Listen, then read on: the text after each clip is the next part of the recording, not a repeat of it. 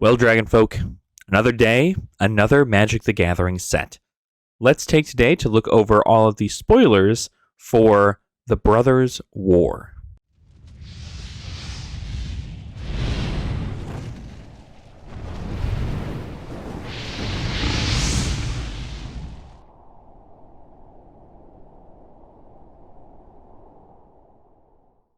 Welcome on in, Dragonfolk. I hope you're all having a fantastic day. I know I am.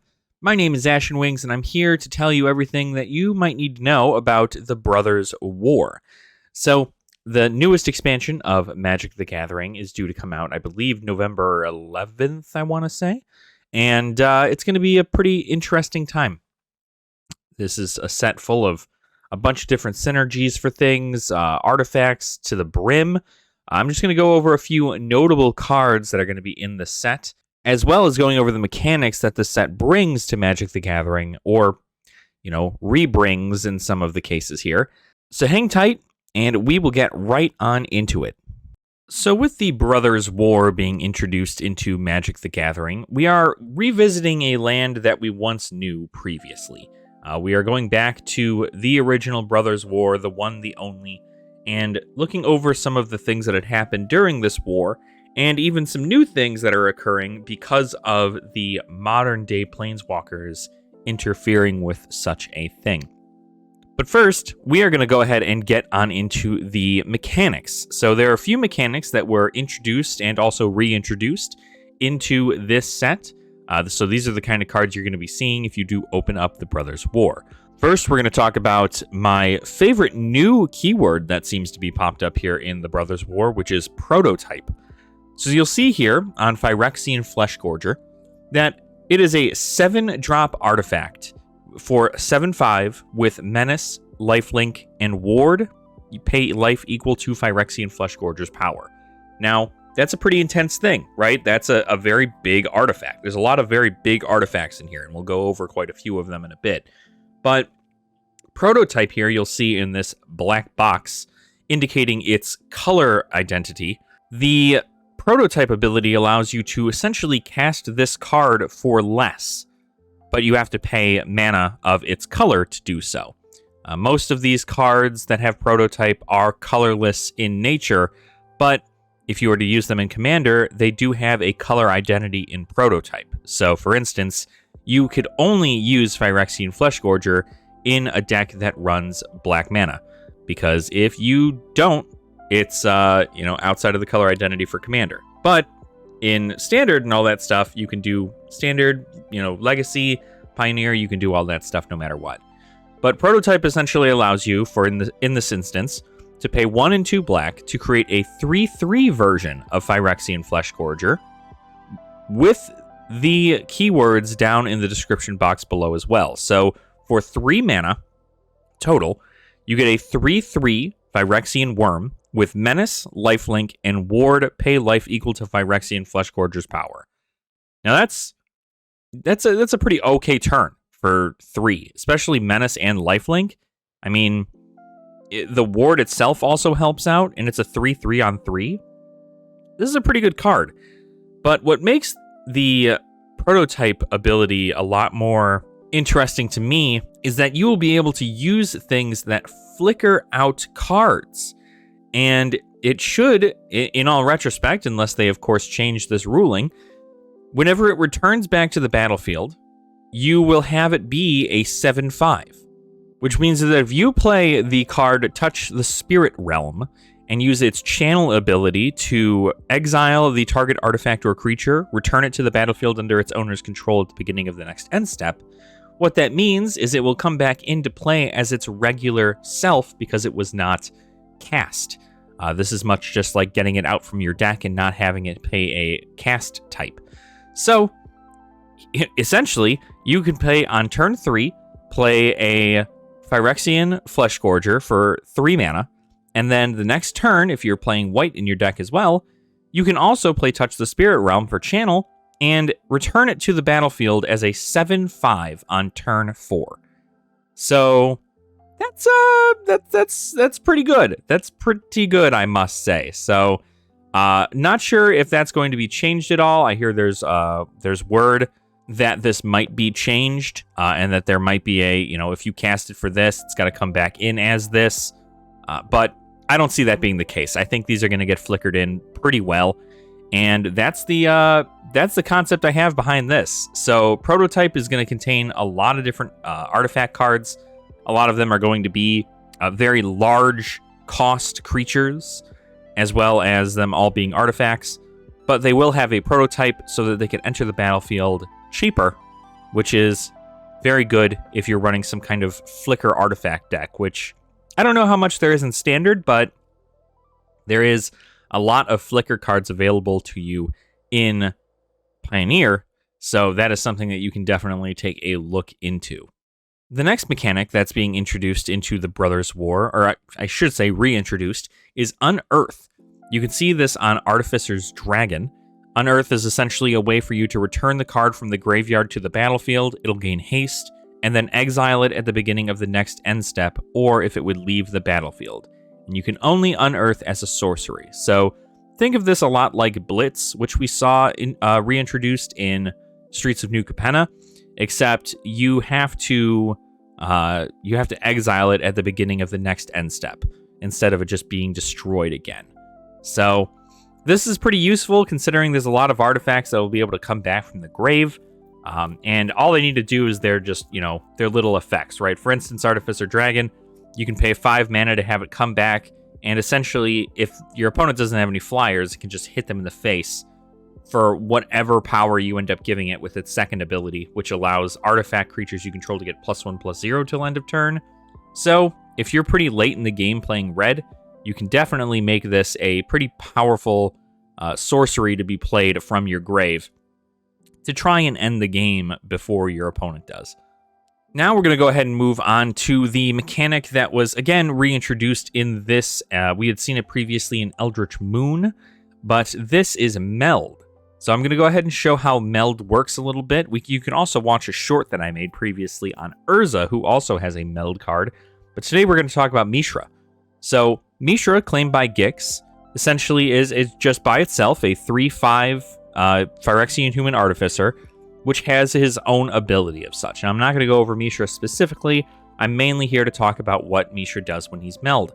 So you'll see at the bottom of the last little paragraph of this text, which says, if Mishra, claimed by Gixx, and a creature named Phyrexian Dragon Engine, which is just another artifact creature that's available to be played, are attacking, and you both own and control them, exile them, then meld them into Mishra, lost to Phyrexia.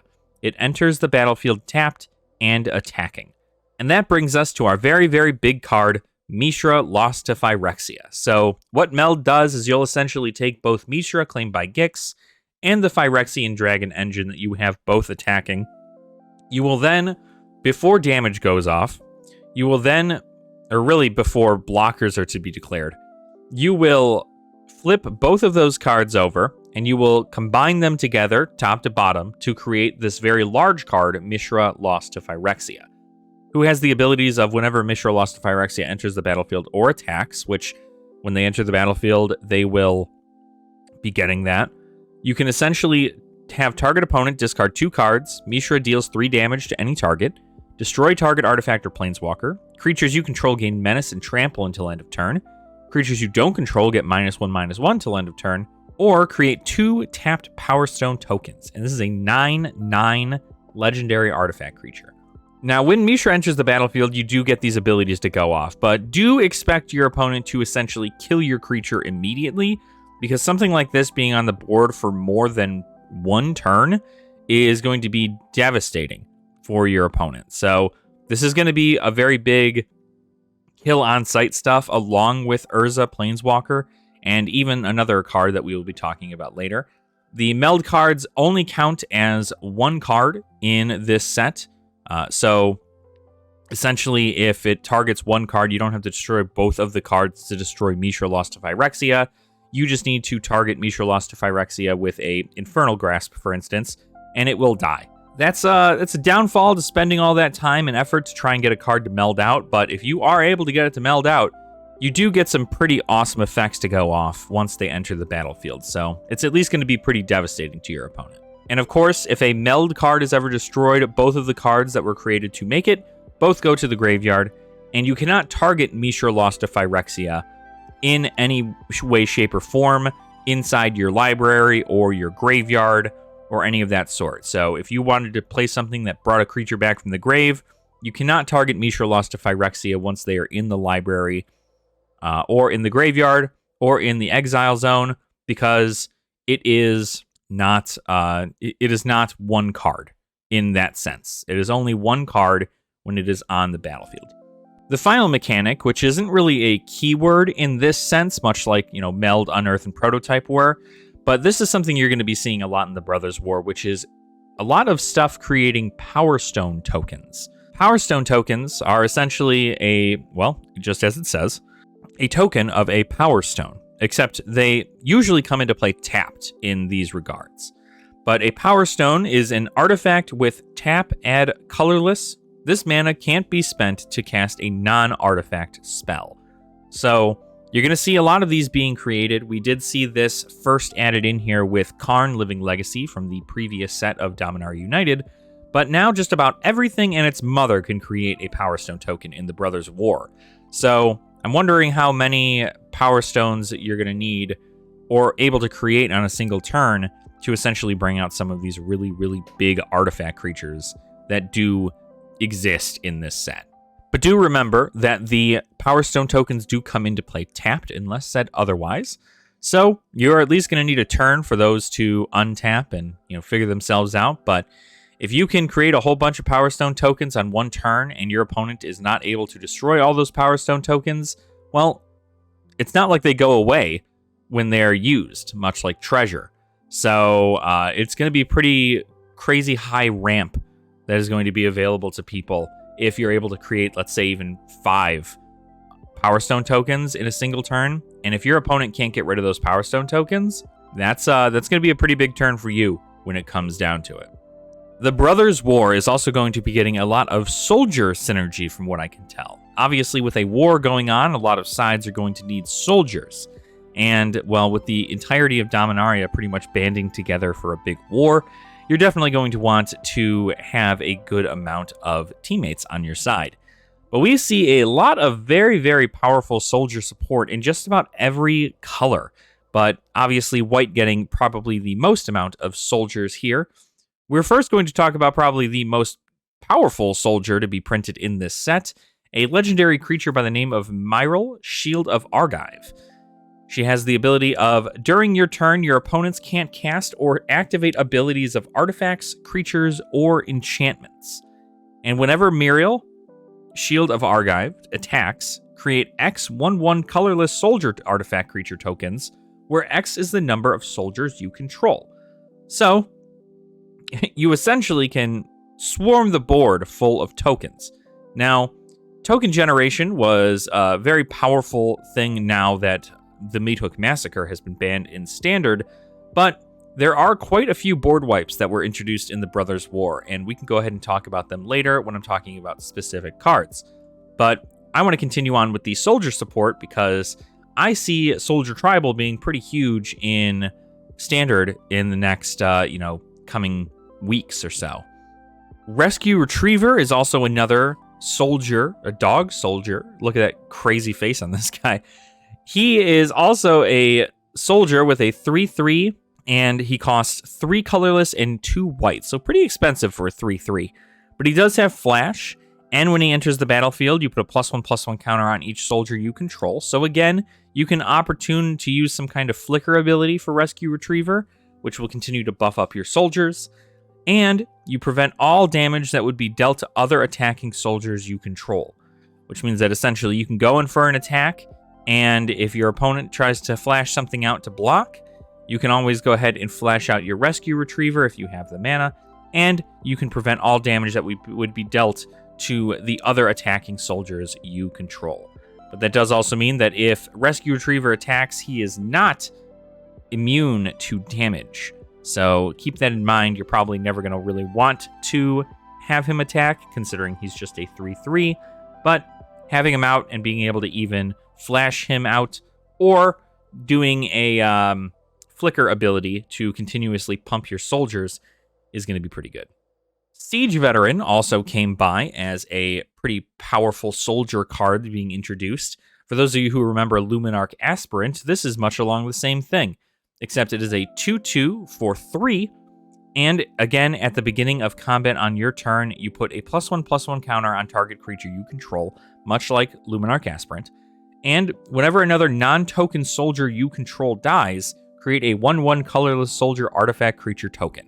So, in that sense, you are now seeing that it's a token generator, and it gives +1/+1 counters every combat step.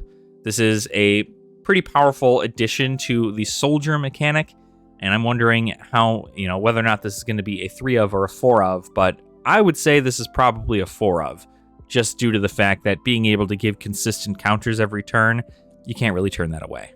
And as I was saying, there are plenty of different soldiers in different colors as well. For instance, here we see the Zephyr Sentinel, which is a human soldier in blue, a 2/1 for 2 with flash, flying, and when Zephyr Sentinel enters the battlefield, return up to 1 other target creature you control to its owner's hand. If it was a soldier, put a +1/+1 counter on Zephyr Sentinel. So mixing Zephyr Sentinel up with something like the Rescue Retriever, that will allow you to essentially cast Rescue Retriever again for its enter the battlefield ability, and continuing to pump your soldiers. So definitely going to be a nice little pop ability to save your own stuff, especially since this is flash. So if somebody targets your stuff to be destroyed, you can always flash out Zephyr Sentinel and have it pop a creature you control back to the hand. And if you're playing this in Soldier Tribal, it will get a +1/+1 counter due to the fact that you popped a soldier. And even in black, we see some soldier support here with a pretty powerful, almost aristocrat-y kind of deal. It's a 2 colorless, 1 black for 1/4 human soldier. So 3 for 1/4, little expensive, but it's right around Bishop of Wings kind of deal. But the thing with this is that you can pay 5 and tap this to have each opponent lose 2 life. And this ability costs 1 less to activate for each creature card in your graveyard. So if you have at least 5 creatures in your graveyard, you will be able to cast this without paying any mana. And if your opponents don't do anything about it, this is going to be a quick way for them all to start losing a lot of life. So this will probably be a instant target. And if you can find anything that allows you to untap your creatures and essentially get an infinite combo going, well, Battlefield Butcher is definitely going to do some work. Now we're going to go ahead and move on to some of the support that the soldiers are getting as well in their multicolored cards. For instance, we are getting another Soldier Lord in Yoshin Tactician. So a 2 colorless, white and blue for a 3/4 human soldier, with the only ability being other soldiers you control get +1/+1. So that is much akin to the Valiant Veteran that was introduced in Dominaria United. And of course, right, that's 2 lords you can get for soldiers in and of themselves, and that's going to pump up your army a lot. It's probably going to be able to wipe away a lot of issues that are going to occur with board wipes, but if anything has anything to do with mana value, that's probably where you're going to see a lot of failure there, simply because a lot of these soldiers seem to be low cost, other than Rescue Retriever and some of the legendary ones. So kind of keep that in mind, but you're definitely going to be having a pretty heavy board state with all of these different lords being able to be put on the battlefield. And the good thing with this is that both Valiant Veteran and Yoshin Tactician are not legendary, which means you can just put as many of them as you want onto the board and continue to pump your creatures. Now, speaking of legendary, we are going to be talking about Hajar Loyal Bodyguard. Now, while this is a human soldier, this is actually going to be probably pretty beneficial for people in the Joda decks. Joda's been kind of running rampant in the Standard and even Explorer realms, getting a whole bunch of these crazy legendary creatures out and, giving them all +X for the amount of legendary creatures that are on the field, being able to cascade into legendary creatures. Mirror Box is a huge thing. So this is actually legendary creature support, as well as it being a human soldier. So if you want to utilize some kind of multicolor thing with this, you can always do that. Legendary creatures you control get +1/+0 and gain indestructible until end of turn if you sacrifice a Jar Loyal Bodyguard, so that is something to look out for. And then, probably the more actual soldier support is Harbin, Vanguard, Aviator. So, seeing Azorius soldiers seems to be kind of the concept here. I'm not too sure how well Azorius is specifically going to be. You could probably splash in another color there, but we'll see. But Harbin, Vanguard, Aviator is a legendary creature. It's a white and blue for a 3/2 human soldier with flying. And whenever you attack with 5 or more soldiers, creatures you control get +1/+1 and gain flying until end of turn. That's it's pretty insane, considering a lot of your stuff would be blocked by most things, and the only real flyers that we have to deal with right now, at least, are spirits and Haughty Djinn and Ledger Shredders and so on and so forth. But Harbin, Vanguard, Aviator seems to be a way for you to kind of get around. You're going to be able to play him and then just push through the entirety of your opponent's blocking force if they have one. And of course, to note some soldiers that are in standard right now that you may want to pick up or look at if you are looking to make a soldier tribal build, you do have Thalia, Guardian of Thraben, being a card that is a soldier. Thalia is used a lot in the white weenie kind of mono-white aggro decks, so Thalia is going to be great for your opponent to essentially not be able to be casting their stuff on curve, and that's going to be real bad for them, but real good for you. You also have Brutal Cathar, which is a actual soldier werewolf. Brutal Cathar is probably one of the better exile an opponent's creature cards because it is a creature in and of itself, so it is targetable by things that do destroy creatures, but if this ever transforms and then transforms back, you do get to exile another creature. So there's a lot of opportunity to exile multiple things in this regard. Your opponent just has to make sure to know when and how to destroy it. Dennick, Pious Apprentice, again in Azorius, is also a soldier. He's got lifelink, and cards in the graveyard can't be targets of spells or abilities. You saw a lot of Dennick in the World Championship recently, and I'm assuming that he's going to do pretty well in this meta too, being Azorius and allowing your opponents to not use things from their grave. And also Sungold Sentinel, again, another graveyard hate card, essentially allowing you to exile cards from your opponent's graveyard when they attack or enter the battlefield. Next, I wanted to talk about some of the artifacts you'll be seeing specifically for color identities. I only have 2 here that I have of note. They're pretty powerful mythic artifacts, but let's just go ahead and take a look at Clay Champion. Clay Champion is an artifact creature that essentially allows you to pay X and 4, so all, of whatever color. And Clay Champion enters the battlefield with 3 +1/+1 counters on it for each 2 green spent to cast it. And when Clay Champion enters the battlefield, choose up to 2 other target creatures you control for each 2 white spent to cast Clay Champion. Put a +1/+1 counter on each of them. Now, this is insane because if you run this in green decks, you essentially get to give it 3 +1/+1 counters for every 2 green spent to cast it.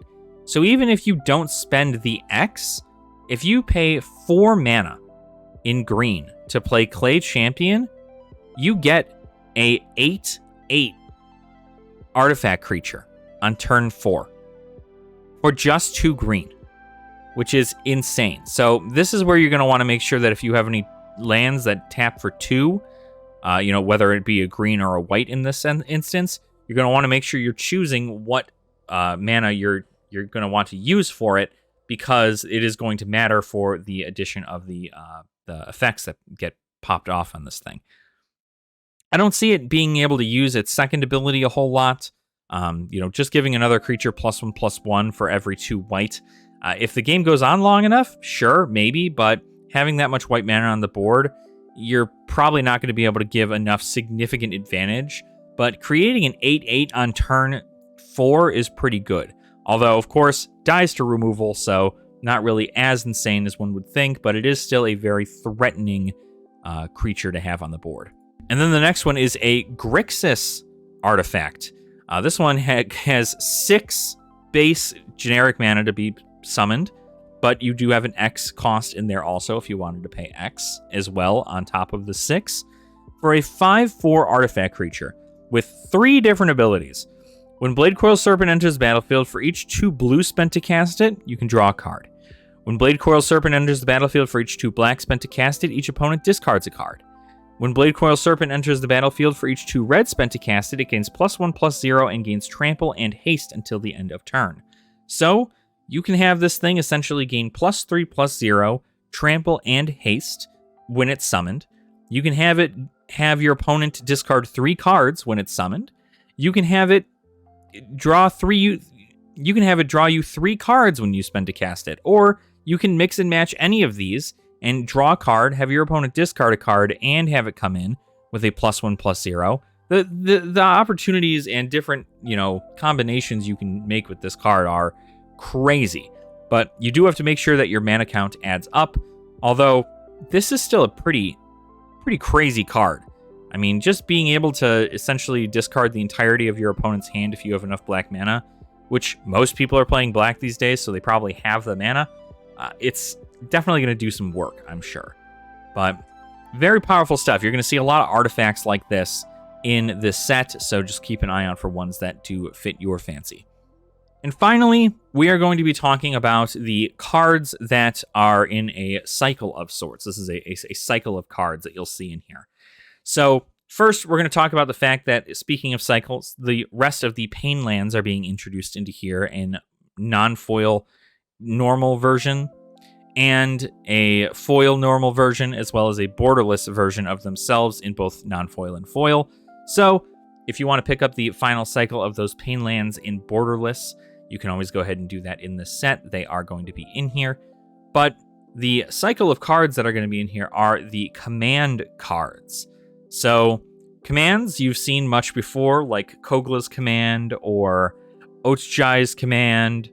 A lot of these cards are the official choose 2 cards. You've also seen it in the Prismari command, Witherbloom command, all those from Strixhaven. So pretty much any command card that ever exists is going to have a choose 2, and these are no different. So we'll go ahead and go over. There is one for every color, so obviously you can pick and choose amongst which ones you like, but we'll go over them in the color order of Wooburg. So first, we'll start with Kayla's command. It's a 1 and 2 white. For a sorcery, choose 2, create a 2/2 colorless construct artifact creature token, put a +1/+1 counter on a creature you control. It gains double strike until end of turn. Search your library for a basic plains card, reveal it, put into your hand, then shuffle, or you gain 2 life and scry 2. Then we will move on to Urza's command. For 2 generic and 2 blue mana, you can choose 2. This one is at instant speed. It seems to be the only command at instant speed that we have here in this set. Choose 2. Creatures you don't control get -2/-0 until end of turn. Create a tapped Power Stone token. Create a tapped 0/0 colorless construct artifact creature token. With this creature gets a +1/+1 for each artifact you control. And scry 1, then draw a card. So, pretty crazy stuff for that. You're able to get that tapped colorless construct artifact creature token. You're probably going to have a lot of artifacts, such as the Power Stones that could come into play for tapped. So you're probably going to be able to take advantage of a good amount of damage through that. But overall, from instant speed, not exactly the best card, especially since that construct comes into play tapped. Next, we'll move on to Gixx's command. Gixx's command is a 3 generic, 2 black sorcery with choose 2. Put 2 +1/+1 counters on up to 1 creature. It gains lifelink until the end of turn. Destroy each creature with power 2 or less. Return up to 2 creature cards from your graveyard to your hand. Or each opponent sacrifices a creature with the highest power among creatures they control. So obviously a lot of crazy black abilities, such as destroying your opponent's stuff, being able to get creatures back to your hand, and you're able to gain lifelink on some of your creatures too. So Gixx's command is an overall pretty good choice, although I'm not too sure how well it's going to be doing specifically, or if it's fast enough to really make a difference. Then we'll talk about Mishra's command. Mishra's command is a X and 1 red for choose 2. Choose target player. They may discard up to X cards, then they draw a card for each card discarded this way. This spell deals X damage to target creature. This spell deals X damage to target planeswalker. Or target creature gets +X/+0 and gains haste until the end of turn. So, kind of insane. You're obviously going to want to pay that X cost and can't really do much with this card if you just pay it for its 1 red. So even paying it for 2 and being able to deal 1 damage to a planeswalker, such as like the Wandering Emperor or Obnixilis or anything of the sort, it's going to be very, very good. But of course, being able to give all of your creatures +X/+0 and haste until end of turn is a great way to end the game, as is in red fashion. Now, finally, we're going to talk about Titania's command, which is a 4 generic and 2 green, so the most expensive command, as far as I can tell. It is a sorcery, and you choose 2. Exile target player's graveyard. You gain 1 life for each card exiled this way. Search your library for up to 2 land cards, put them onto the battlefield tapped, then shuffle. Create 2 2/2 green bear creature tokens. Or put 2 +1/+1 counters on each creature you control. So, a lot of powerful stuff coming out of Titania's command, especially in green where you get to ramp like nobody's business. This is going to be able to go off a lot faster than most people, I would imagine, know it will. And for exiling a target player's graveyard and gaining a life for each card exiled this way, this is going to be able to pop off something like the Righteous Valkyries in, Selesnya Angels. Or even just being able to exile an entire graveyard is a fantastic start to just ruining somebody's combo, abilities. You can also put 2 +1/+1 counters on each creature you control, so that definitely is efficient. There's a lot of stuff you can do here. So Titania's command, although being expensive, I think personally is my favorite. So that is pretty much it for the command cards and what they do. So that's all she wrote for the big, additions to the Brothers' War. I'm going to go ahead and make a video about some notable cards that are going to be in the Brothers' War, in their colors, and so on and so forth. But this is kind of what the set represents, right? A lot of soldier synergy, a lot of different Phyrexian nonsense. You also have crazy constructs and artifact creatures. I'm talking like huge mechs that are just going to be fighting amongst the lands to essentially win this Brothers' War. So keep an eye out for these cards. Let me know which one was your favorite. Let me know if you're going to play soldiers, or maybe you've got another idea coming in regards to maybe a cool artifact flicker deck. I'd love to hear from you. And while you're down there leaving that comment, please make sure to like the video and also subscribe to the channel if you have not already. And you can also join our Patreon in the description down below. I do offer plenty of tiers for people to join, so not like you have to join our highest tier or anything like that, but it is, again, definitely not necessary, but any support is appreciated. So thank you all so much again, and I will see you all very soon. Nerd out.